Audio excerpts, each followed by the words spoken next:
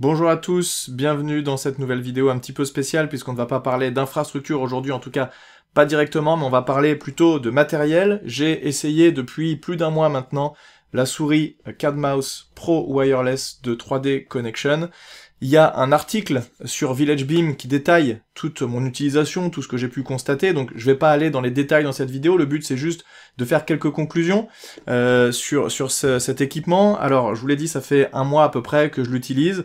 Alors si on doit résumer globalement ce qu'on retient de cet équipement, la première chose c'est la partie connexion. Alors il est fourni dans la boîte un câble USB pour le connecter. Vous voyez que sur la souris je peux connecter directement ici en USB-C. J'ai également un dongle si jamais je veux me connecter, mais je peux connecter également en Bluetooth. Si je regarde sur la souris, vous voyez qu'ici je peux choisir quel est le système de connexion. Je peux passer du Bluetooth au dongle, comme ça, assez facilement. Donc cette capacité déjà de connexion, c'est assez intéressant. On a 3 moyens de connecter la souris, mais le vrai point fort que j'ai trouvé, moi, sur cette souris, c'est surtout sur sa prise en main.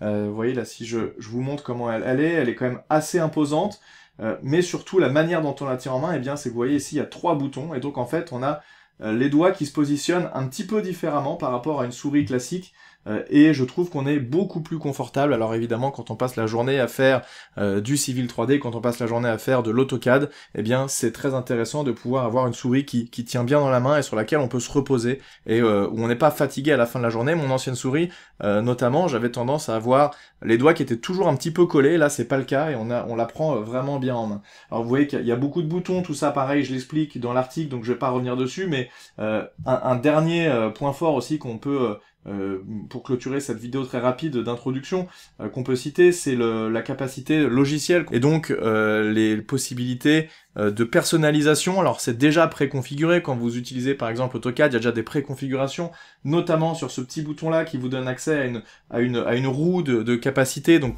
avec des raccourcis qui sont directement disponibles, mais également avec ce bouton du milieu vraiment qui peut changer la donne et qui permet d'accéder à encore plus d'options et vraiment attribuer, donc soit avec des fonctionnalités classiques que vous pouvez retrouver sur votre ordinateur, mais également des fonctionnalités purement AutoCAD que l'on peut retrouver et que l'on peut assigner à tel ou tel bouton.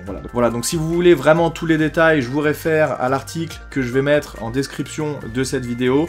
Mais c'est globalement une très bonne surprise pour moi, cette souris. J'avais pas la volonté spécialement de changer, et puis quand j'ai eu l'occasion, je me suis dit pourquoi pas.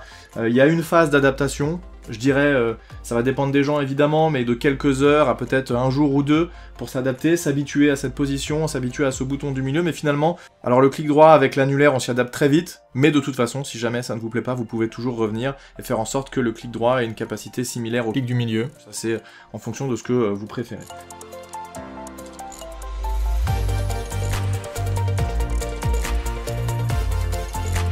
Voilà, je vous laisse aller lire l'article pour plus de détails. On ne parle que de cette souris-là, qui est faite principalement pour de la 2D, alors on peut aussi faire de la 3D comme avec une souris classique. 3D Connection propose des souris spécifiques pour la 3D, là c'est vraiment un autre type de matériel, donc là on parle vraiment de ce matériel-là, le CAD Mouse, et n'hésitez pas dans les commentaires à nous dire ce que vous utilisez, et si vous avez opté pour des souris qui sont spécifiques pour faire de la CAO, DAO, du BIM ou de la modélisation 3D. Merci, à très bientôt.